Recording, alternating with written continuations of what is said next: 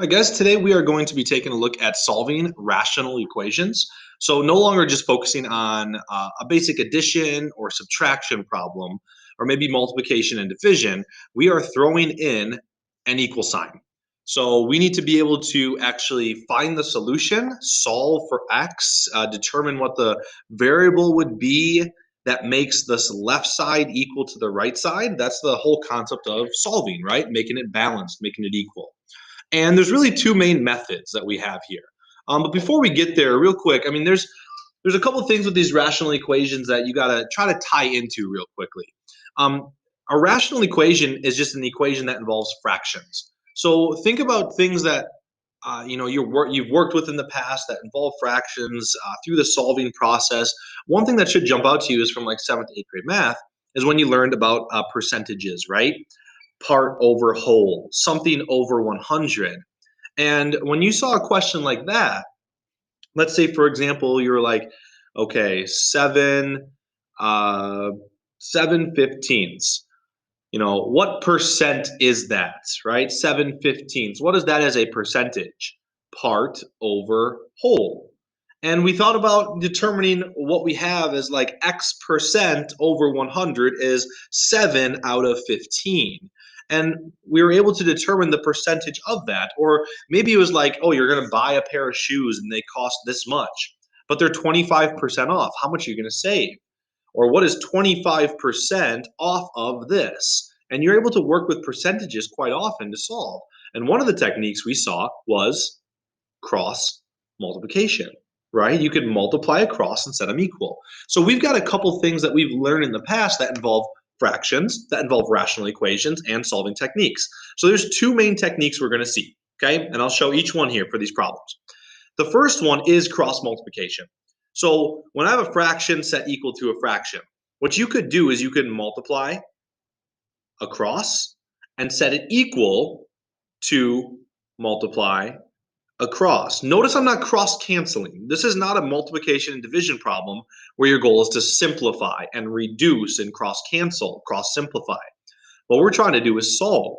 So we have to do 20 times 13. So what would that be? 205, 10, 24, 60, 260. All right, took me a second here. 260 is equal to, and then multiply across this way, 20x minus 80. We'll move the 80 to the other side, means we need to add it. So now we're at 340 is equal to 20x. We'll divide both sides by 20, and we would divide by 20, divide by 20, and we get 17. And then the question is, how could we confirm we are correct, right? Well, you could always plug back into the original. If I put 17 right here and for x, I get 17 minus 14, or sorry, 17 minus 4, which is 13, and 13 over 20 is equal to 13 over 20. Check, we know we got it right. So cross multiplication is a great technique when you have one fraction equals one fraction, okay? The other technique that you could use is the concept of undoing operations. So notice with, I'm going to have it as method 2. So method 1 was cross multiply, right? Method 2, this one involves a different technique, which is more about getting rid of the fraction. So notice both sides of this equation are being divided by 20. So if something is being divided by 20, you got to think about how to undo that. So if we're going to undo this operation of division, what will undo division? Multiplication. Look what happens. If I notice they're both being divided by 20, I can just do this. Times 20 times 20, right? Okay, we're not adding fractions. We don't want common denominators. We are solving, completely different process, right? So you gotta understand this is a different process than what we've done recently in the last couple of days. We need to get rid of fractions. If you are just trying to add two fractions together, you do not get rid of fractions. You make them common and then you add up the top. We are trying to solve. So how could we solve? We could get rid of our fractions. We could undo our division by multiplication. And if I'm dividing by 20, we'll multiply to cancel it. And look what we get. X minus 4 equals 13. Add the 4 to the other side, and we get 17. It's actually way less work doing it for this problem this way. And it doesn't mean it's always less work, but we have cross multiplication as method number 1. That's great. Method number 2, would be creating a common denominator,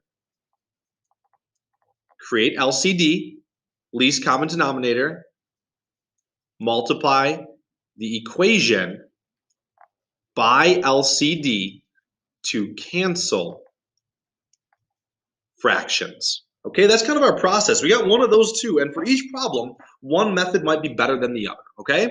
So let's kind of start cruising through these. Let's cross multiply. Let's see what we get. 2x on that side equals, let's cruise to the other side, 4x plus 16. Notice how I distributed the 4. Set it equal to 0. Subtract 4x. Divide by -2, and we get -8. And we're good to go. Double check it. It works. It's one side equals the other side. Check. Now let's do the other method. Oh, they're not both being divided by the same number. Well, this one was divided by 20, so we just got rid of it. Here's the additional step. Notice how I said create common denominator. I got a 4 and a 2. Let's make them both 4's. Multiply by 2. Look what this becomes. 2x plus 8 over 4 is equal to x over 4. Now that they have the same denominator, multiply by 4 to cancel it out. Multiply by 4, multiply by 4. Cancels the 4's, cancels the 4's, and we get 2x plus 8 is equal to x. Move the x to one side, the 8 to the other side, and we get x equals -8. Same answer as the last method, not a lot more work, just a different process, and you got to get comfortable with the process. Last one of this video, and then there will be a second video for page number 2. They're just a little bit more challenging, but it's a separate video.